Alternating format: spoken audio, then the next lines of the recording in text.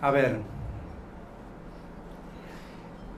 hace un tiempo, cuando presenté el otro libro, cuando escribí el otro libro, la persona que me ayudaba a escribirlo, que hacía era un taller literario individual, Lara Segade, me estimuló a que escribiera algunos relatos, y cuando terminé aquel libro se me dio por escribir una novela.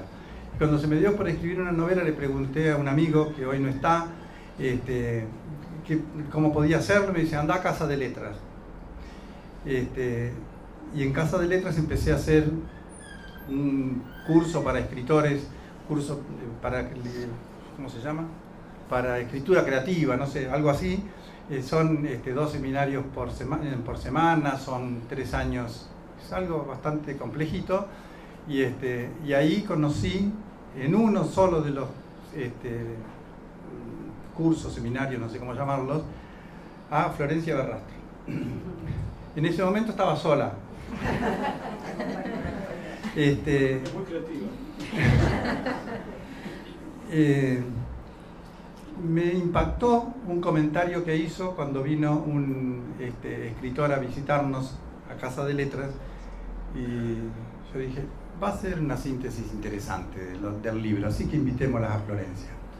A Silvina la conozco de hace muchísimos años, tal vez 20,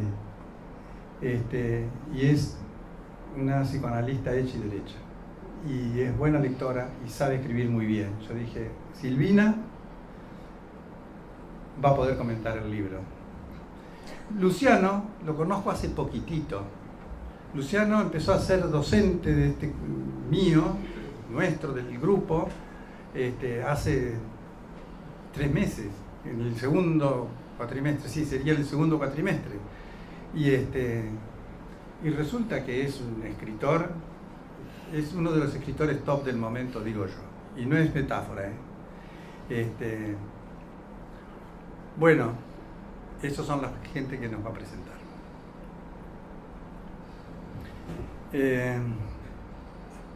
Él me dijo si me podía hacer preguntas, así que en vez de hacer una presentación no sé qué va a hacer, y yo dije: bueno, entonces no tengo que leer nada, voy a contestar lo que él me diga.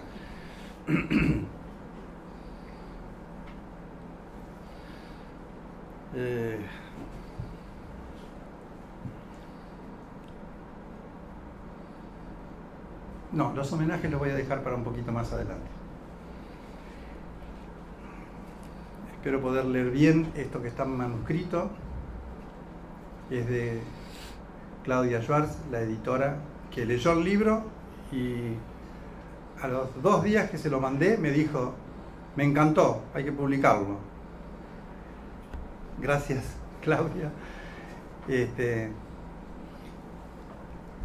Y me escribió lo siguiente, apenas unas líneas que tienen su valor. Querido Domingo, escribo estas líneas saludando así a tus lectores y amigos. Las razones de mi ausencia las conoces, pero volvamos al aguijón. Además del entrañable personaje del pibe, que tiene ese don de ver más allá, incluso desvalido como ha llegado al mundo, me gustaron los encuentros espaciados con su doble en la estación de colectivo entre viaje y viaje. Se refiere a lo siguiente: hay un personaje que en cierto modo es secundario, no es el protagonista, que se llama Elpidio, y es un chico del Chaco desvalido, y ella desde el primer momento me dijo: ese personaje me conmovió.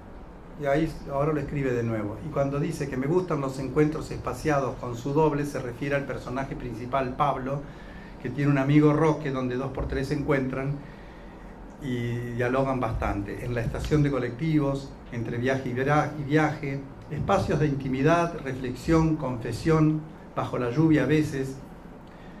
Ese sabor que después va destilándose a solas cuando sigue el viaje. Y el aguijón da esa oportunidad, como encontrarse con un par y poder dudar a dúo. El tiempo luego hace y deshace como en las barajas. Un abrazo, buena lectura, Claudia.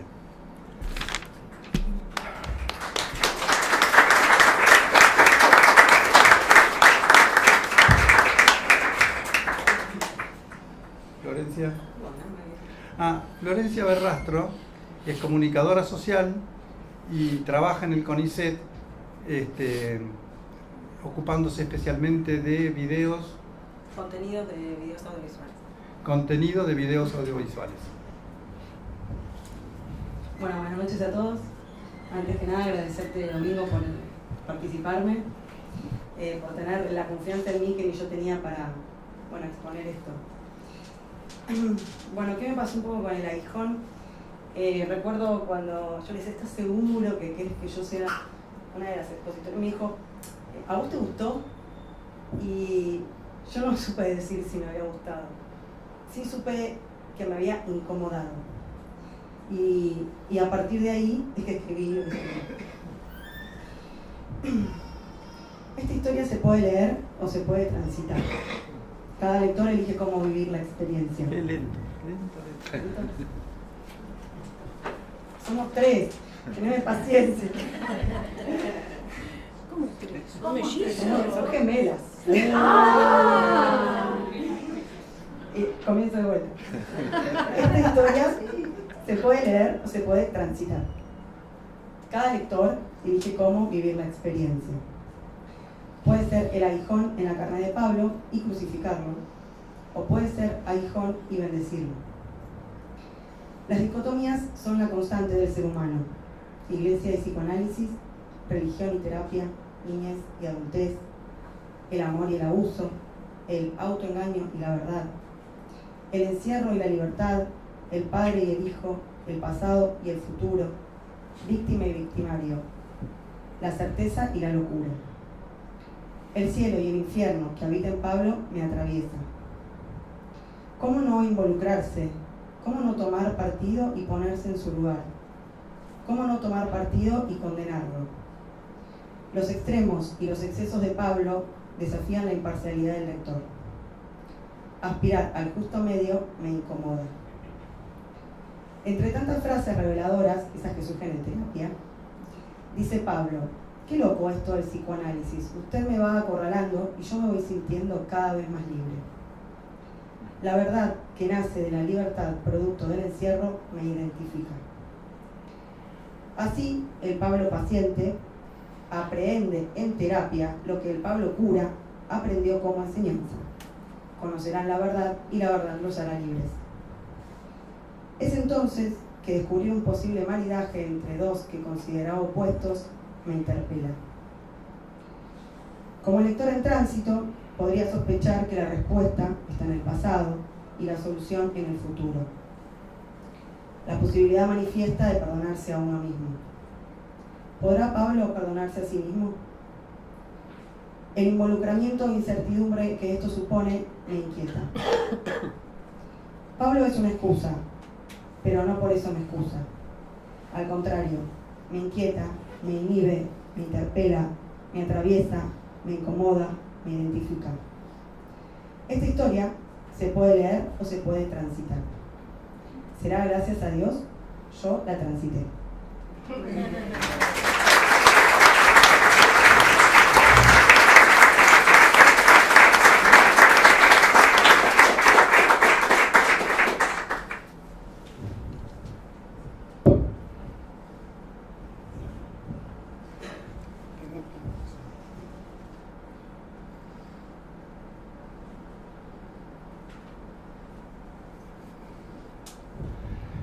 Debería estar nuestro presidente, el presidente de CEPSEA por Skype, porque está en Comodoro Rivadavia, pero no lo estamos localizando.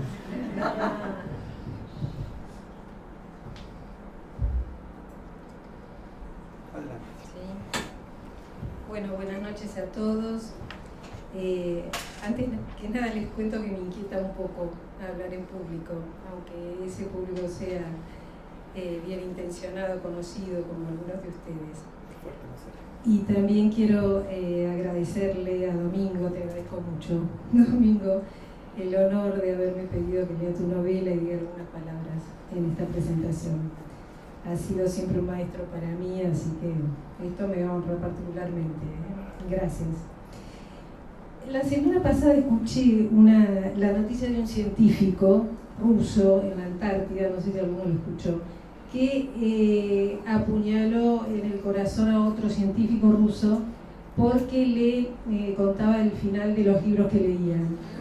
Yo no voy a contar nada de eso, ni el final, ni el argumento, nada. Por la duda, a ver si después del brindis.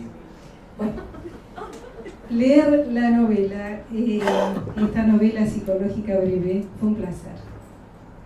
Es de una lectura conmovedora, simple, lo que denota el gran trabajo de elaboración que vos hiciste, Domingo, para que llegue de manera tan directa lo que querías decir.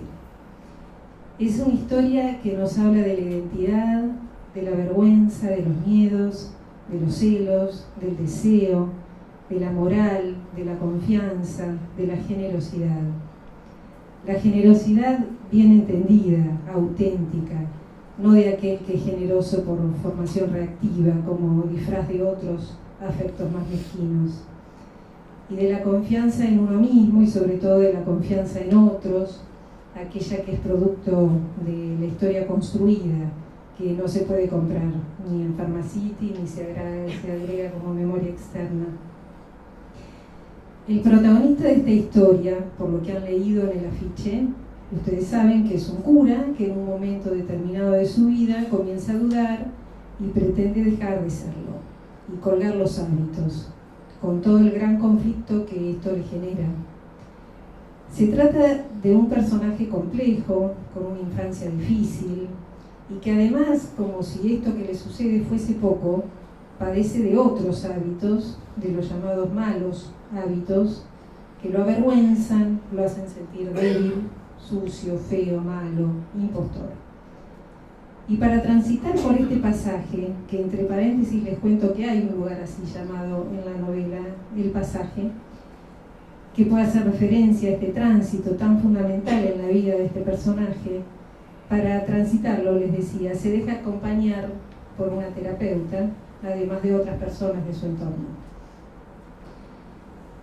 Los analistas y quienes han vivido o viven la experiencia de analizarse, sabemos que es un trabajo a contrapelo, que no es tarea fácil, y que de a poco, si todo va bien, nos vamos metiendo en esas zonas oscuras, profundas, escondidas, que nos asustan o avergüenzan o inquietan mucho, aquellos lugares donde el sol no llega. Pablo sí se anima a buscar ayuda, lo intenta en más de una oportunidad. Y es interesante, y voy a decir lo mismo, es muy representativo lo que le dice en un momento a su analista.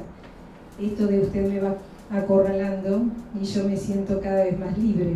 Esto nos identificó, parece.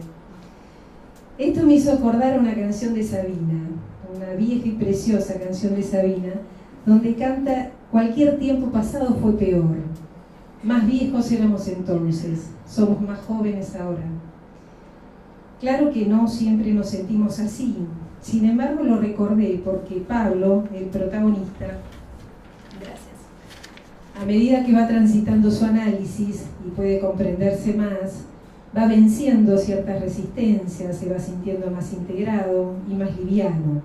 Liviano en el sentido no de superficialidad, sino justamente de no tener que hacer ya tanta fuerza para que no se le escapen y no le invadan aquellos deseos, pensamientos o sensaciones que supone lo angustiarían demasiado.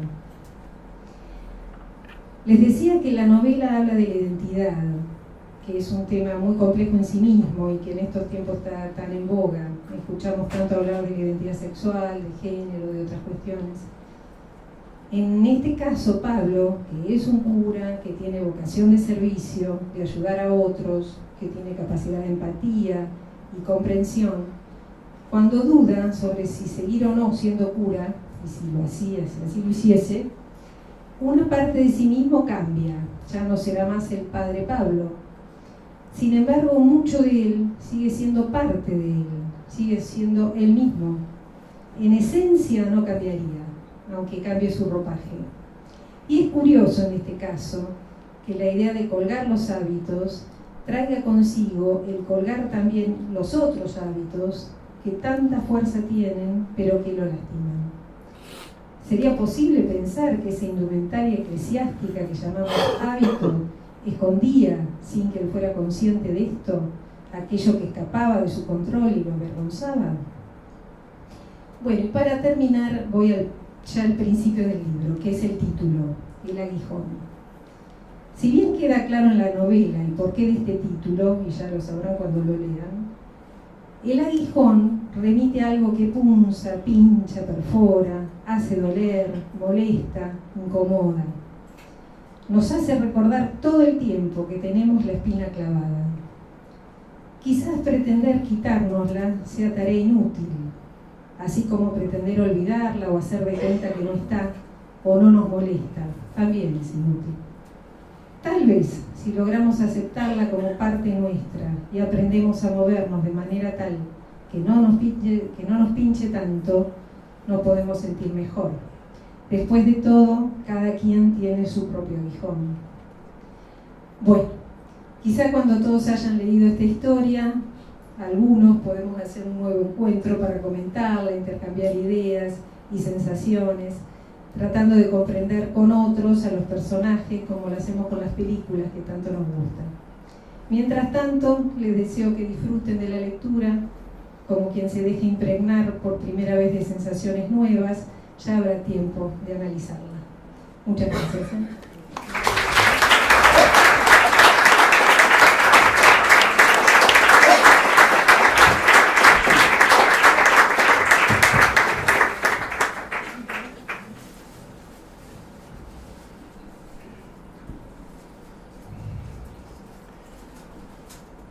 Tendría que agradecer a muchísimas personas, pero quiero hacer primero un agradecimiento a Roberto Salman, que hoy no está. Roberto Salman es actualmente el presidente de CEPSEA y gracias a que él pudo ocuparse de muchas cosas que antes hacía yo, me quedó tiempo libre para escribir. Así que a Roberto, no solo por cómo pone el espíritu que le da a CEPSEA, sino por todo lo que pone, yo le tengo que agradecer.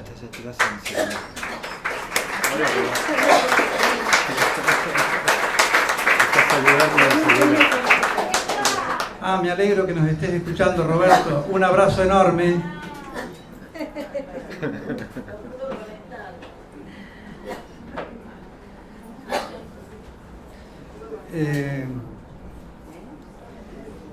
Bueno,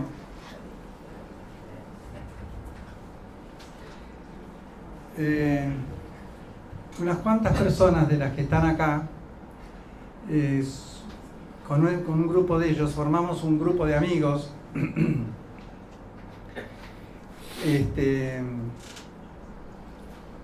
y esta presentación quiere también ser un homenaje para un amigo que hoy no está. Es Ricardo Capurro Robles. Falleció este año repentinamente en el mar. Ricardo empujaba muchísimo para todas las cosas.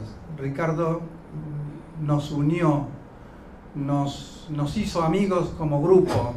El cine con otros ojos que alguna vez hicimos o estábamos haciendo, pero cuando él se integró, a partir de ahí empezó a empujar. Un buen día yo dije, bueno, no hacemos más el cine con otros ojos en el Centro Cultural Borges. Y él dijo, ¿cómo no lo hacemos? Y entonces lo llevó a la casa de él. Finalmente tuvimos que seguir haciéndolo porque él empujó, pero así empujaba para muchas cosas. Y este libro, él me empujó muchísimo para que yo lo editara. Publicá. Y uno es un poco más paciente, espera más cosas, lo hace leer, corregir. Pero si fuera por él, lo hubiera editado un año antes y entonces hubiera estado presente. Pero bueno, acá están los hijos, está María, su compañera de toda la vida, y nosotros queremos brindarle un homenaje como grupo y yo personalmente con la presentación de este libro. Así que Ricardo se merece nuestro recuerdo.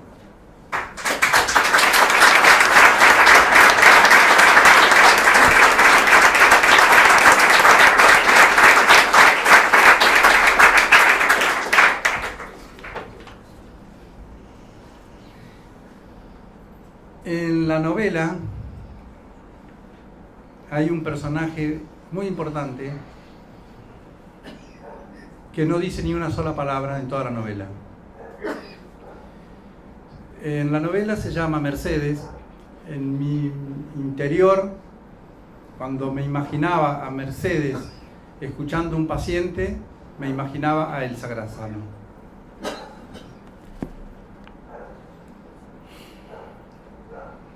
El libro está dedicado a ella, a Elsa Grassano, psicoanalista ejemplar. Sabía escuchar, entender y decir.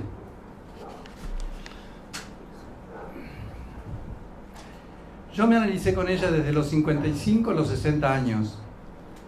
Ella tenía 10 años más que yo y yo le dije, vengo a analizarme con vos porque quiero analizarme con una viejita sabia.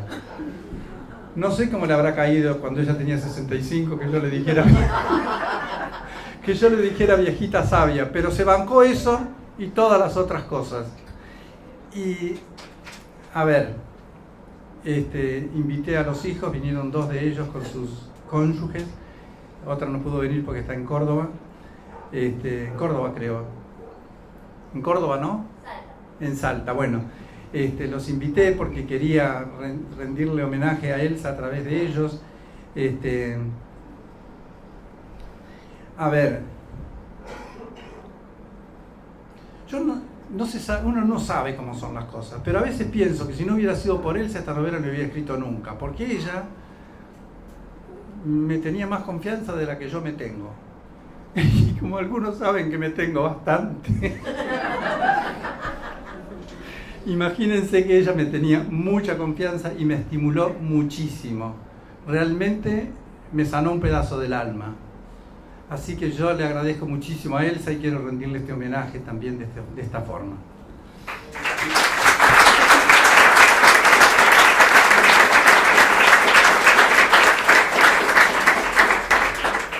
Si quieren saber de ella pueden entrar a Wikipedia porque está Elsa Grassano con un artículo bastante desarrollado sobre su vida y su obra.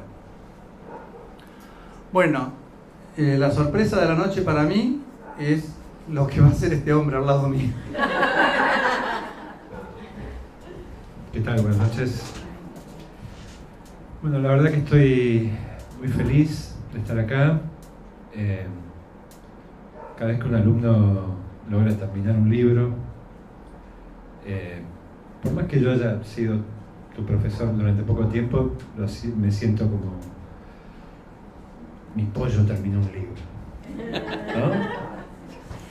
Por más que lo hayas escrito antes, no importa, porque sé lo que significa terminar un libro, sé lo que significa escribir una novela, sé todo el camino por el que pasás para escribir una novela y el hecho de terminarlo, el hecho de llevar algo hasta el final es lo que diferencia por ahí a un amateur, a alguien que escribe para él mismo, de un escritor, ¿no? Y la verdad que vos sos un escritor, lo digo porque leí la novela, cuando me la mandaste me dijiste, no, pero si no querés presentarla, lo voy a entender, qué sé yo, pero me sentí orgulloso mientras la leía, la disfruté, por ahí a mí tengo esta patología que ustedes clasificarán en algún momento, que disfruto que una novela me haga sentir incómodo y me ponga frente a cuestiones quizás perturbadoras de mí mismo, ¿no? Cuando me veo reflejado en el personaje. ¿Por qué quise hacerte una entrevista? Porque por ahí cuando tu público lea la novela va a tener algunas preguntas y algunas cuestiones que le queden rondando la cabeza y me quiero adelantar a eso. Y por otro, para ponerte un poco incómodo, ¿no? Para que el aguijón lo experimentes vos también esta noche. Bueno, la primera pregunta, Domingo querido, ¿cómo fue el proceso de escritura de la novela? ¿De dónde vino la idea? ¿Cómo la trabajaste? ¿Durante cuánto tiempo la escribiste? ¿Y cómo la padeciste?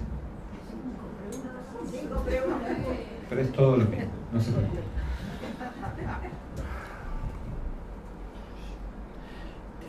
Creo que el 6 de noviembre de hace 3 años presenté el libro Sentir lo que sentimos. Lo había terminado 3 meses antes. Bueno, un día, a las 2 de la mañana, corrigiendo, dije, bueno, es el último renglón de la corrección de Sentir lo que sentimos. Debe haber sido septiembre de hace 3 años, entonces el 15. Y me fui a dormir. Estuve una semana sin levantarme. No es metáfora, una semana tuve una fiebre, una gripe, una cosa terrible, y que tuve 3 días con fiebre que no me bajaba porque el médico me daba paracetamol y a mí no me hace nada. Finalmente, qué sé yo, bueno, en esos 3 días de delirio pensé la novela. Después es así, es una novela pensada y me daba vuelta la cabeza y me dormía para el otro lado y me despertaba y volvía y pensaba, imaginé casi todo el proceso. Se iba a llamar Descendió a los infiernos. Ese fue el nombre original, el nombre de toda la novela durante, qué sé yo, los 3 años que me llevó a escribirla. Después les cuento un poquito más.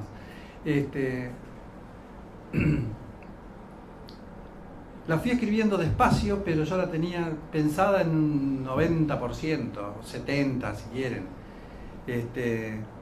Y la fui escribiendo página a página con Lara Segade en un taller individual. Después en otras respuestas les contaré más correcciones que hice, pero el proceso fue, yo la pensé toda. Después la empecé a escribir y lo que a mí más me llamó la atención es que un buen día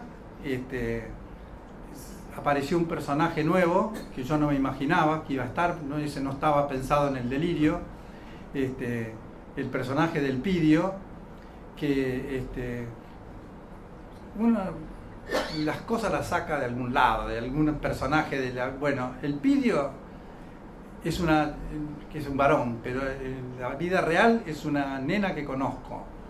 Una nena que vino con nosotros, que estuvo en la multifamiliar y que dice un montón de cosas inteligentísimas y que me conmovió. De esa nena salió la idea del Pidio. Y es como si fuera, le cambié el nombre, le cambié el personaje, el lugar, la historia, todo lo que sea, pero es inspirada en una chiquita de la multifamiliar que hacíamos acá en Cepsea. No sé, algún pedazo más falta para contestar. Bueno, después. Bien. Te quería preguntar, porque vos hiciste el paso, digamos, de libros de psicología, ¿no? Que son tus primeros libros, sí, a la literatura, ¿no? Si puedes identificar qué parte del psicólogo pervive en el escritor.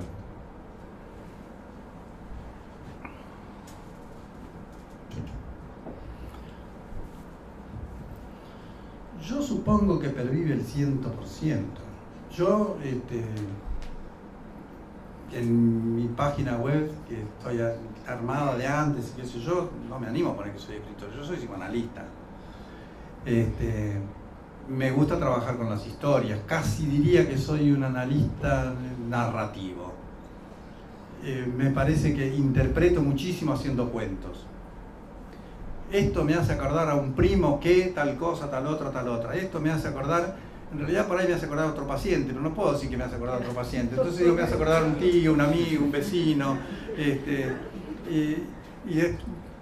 Pero después le digo al paciente, mirá que si la próxima vez me acuerdo de nuevo del mismo y te lo cuento un poco distinto, no es que te estoy mintiendo, es que estoy deformando las cosas, pero lo que importa es el significado. Bueno, entonces yo quiero transmitir sentidos, significados, una manera de pensar. A ver, te cuento una cosa, o les cuento una cosa. La novela la escribí en 2 años, porque yo trabajo de otra cosa, entonces escribo 2 páginas por día, 2 o 3 páginas por día, escribo pocos por día. Y entonces la escribí en 2 años, y quedó ahí, y hasta sospeché que no la iba a editar nunca. Y un día, no hace mucho, unos 4 meses, empecé a leer un libro de Irving Yalom que se llama Un año con Schopenhauer. Irving Yalom es el autor también del Día que Nietzsche lloró, tal vez más conocido por ese libro, pero Un año con Schopenhauer es extraordinario para mi gusto. Y entonces yo dije, este tipo escribe una novela para transmitir su manera de pensar la psicoterapia, su manera de pensar la vida, su filosofía de vida está ahí. Yo tengo que hacerlo, es mía, sea chiquita. Les puedo también contar otra cosa. Una vez que estuvimos en Florencia, yo dije, después de ver esto, ¿qué arquitecto se le da por hacer una capillita? Está re loco. Una capillita colonial en las sierras de Córdoba. Bueno, yo dije, si alguno hace su capillita en la sierra de Córdoba, uno puede hacer su capillita en Cercea, qué sé yo, y escribir el aguijón. No será, pero es la capillita que yo pueda hacer. Lo más linda que me pueda salir, eso sí, me ocupo de que sea lo más linda que pueda, pero yo creo que estoy... no sé si soy escritor, pero que soy psicoanalista. Hay un largo momento en la novela en la que el personaje hace terapia y llega a lugares propios muy oscuros, ¿no? ¿Te parece que ahí se cruza, es una especie de cruza entre la confesión católica y el análisis?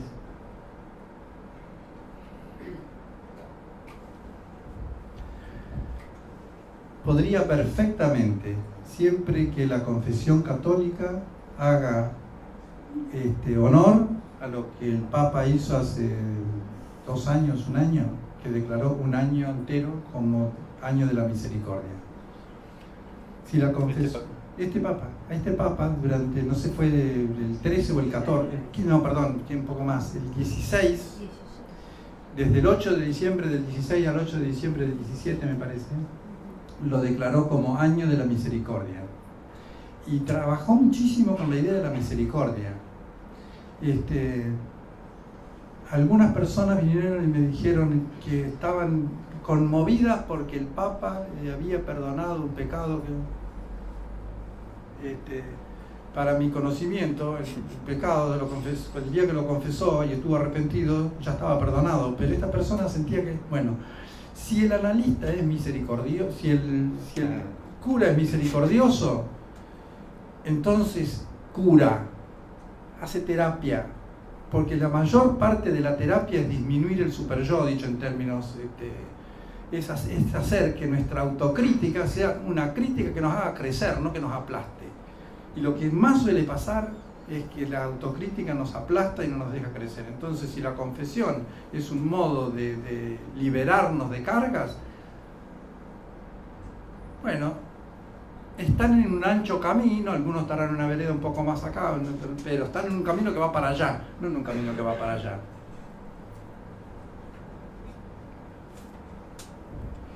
En relación al fragmento que destacaban ambas chicas, te quería preguntar esto de vos me acorralás y yo me siento cada vez más libre. ¿Qué significa para Pablo la libertad?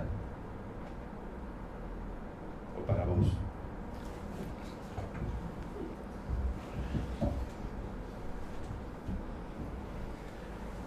Se puso lindo, ¿no?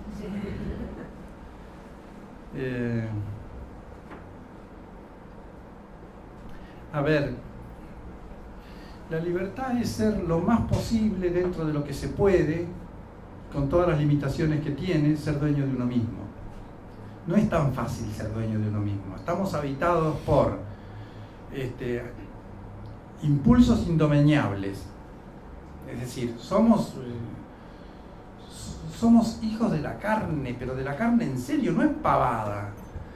Había una frase de Freud que decía, y las nodrizas pretenden domeñar estas bestias que nos habitan con el arrorró y no sé qué. Horacio Cornilio la sabría de memoria la frase. Y nuestras nodrizas pretenden acallar estas pulsiones con arrorrós. y cancioncitas de cuna. No, las pulsiones son terribles y nosotros tenemos que hacer enormes esfuerzos para dominarlo. Entonces las pulsiones son dueñas, ahí está. El super yo, las críticas también se nos adueñan de nosotros. Freud tiene un ejemplo, dice, el yo es como si fuera el poder ejecutivo de mi persona, el que determina, el que hace, no el que pone las leyes, no el que pone los deseos, el que ejecuta, el que tiene que decidir si comer o no comer, si ir para allá o ir para allá, es el yo. Bueno, el yo sería el rey, el que manda, el que decide. No, señor, el yo es, ¿cómo se llama? Sufre 3 vasallajes. Es vasallo de los impulsos, porque el yo tiene que hacer lo que dice las pulsiones, tiene que comer.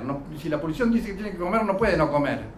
Y si viene el deseo sexual, no puede decir así tan fácil que no. Entonces tiene que hacerle caso, pero también tiene que hacerle caso a la realidad, porque dice, mirá, el pollo está del otro lado del vidrio, si rompés el vidrio y te lo robás, te alcanzan enseguida, porque hay 25 tipos alrededor. Si no te alcanzara nadie sería otra cosa. Pero además tiene una crítica interna, entonces el pobre yo tiene que sufrir mucho, sufre estos 3 vasallajes. Bueno, la libertad sería... La libertad no existe, pero si tenés un poco menos de vasallaje de las pulsiones, un poco menos de vasallaje de la realidad y un poco menos de vasallaje de la crítica, y bueno, sos un poco más libre. El otro vasallaje más jodido es el autoengaño. Entonces estamos llenos de autoengaños, todas las represiones, todas estas trampitas que nos hacemos, enojarnos en lugar de ponernos tristes en lugar de enojarnos, hacernos trampa con los sentimientos. Eso es un vasallaje bravo, que eso es como si fuera el vasallaje de la autoestima. Con tal de conservar la autoestima somos capaces de hacer cualquier cosa. Y recuerdo una frase del otro libro de cómo era que decía, creo que Nietzsche, ¿cómo era que decía? Has hecho esto, dice tu conciencia. Alguien que no puedo haberlo hecho, dice tu orgullo. Finalmente, la memoria cede. Entonces todos, en fin, nos autoengañamos y esta es la peor de las esclavitudes. El libro tiene como epígrafe: conocerán la verdad y la verdad los hará libres.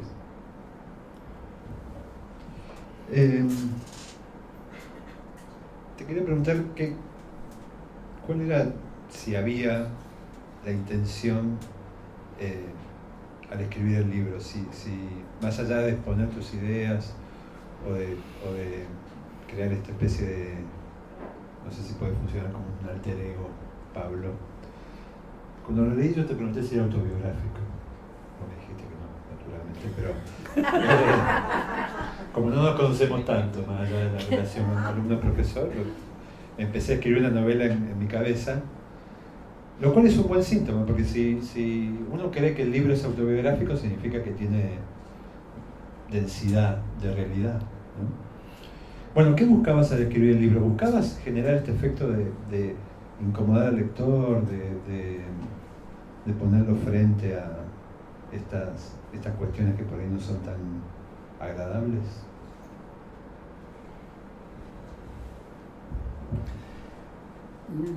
Mi amigo Ricardo fue uno de los lectores de los borradores y un poco escandalizado me dice: ¿sos vos? Porque el personaje tiene su... es más, Ricardo piensa que algunas de las damas que hay acá no deberían leerlo. Ricardo pensaba eso, Les adelanto para que... bueno, a ver... Sí, es verdad, en las comidas que hacíamos Ricardo, Enrique y yo, que íbamos a cenar una vez por mes, decía, no. A ver, yo no sé si buscaba incomodar, yo buscaba transmitir una cuestión que será ficción, y tiene 77.000 cuestiones de ficción, pero sabemos que la ficción es más verdadera que la realidad. Entonces, acá tiene que haber algo que, no sé, que conmueva. Que yo haya puesto 70.000 cosas autobiográficas, qué sé yo, que por ejemplo, una escena del chabón, vamos a llamarlo así, sentado en una pirca del río Ceballos, mirando para abajo, y yo estuve ahí. Y donde no estuve traté de googlear al máximo para hacerlo lo más realista posible, pero lo que quiero transmitir son sentidos, significados. Y en el fondo es una manera de pensar. Alguien dijo que este libro es sentir lo que sentimos hecho novela. Ya lo había dicho, ¿no? Bueno, y la última sí, vamos a comer sanguchitos. Escribir no da plata.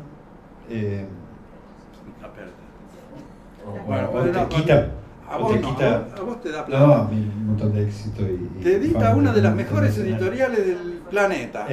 Pero ¿Por qué será? ¿Tenés no apenas... te da tanta satisfacción escribir, ¿no? En el fondo es como algo que le quitamos tiempo a la familia, al trabajo, para hacer esta cosita de ¿no? Estar solos, ahí encorvados, ¿no? Buscando la palabra y qué sé yo.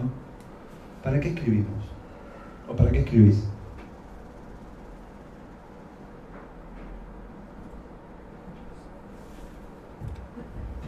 ¿Vos para qué escribís?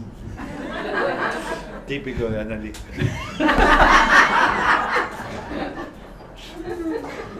¿Les alcanza la respuesta? Es perfecta, sí. Bueno, muchas gracias. A vos. Un gustazo.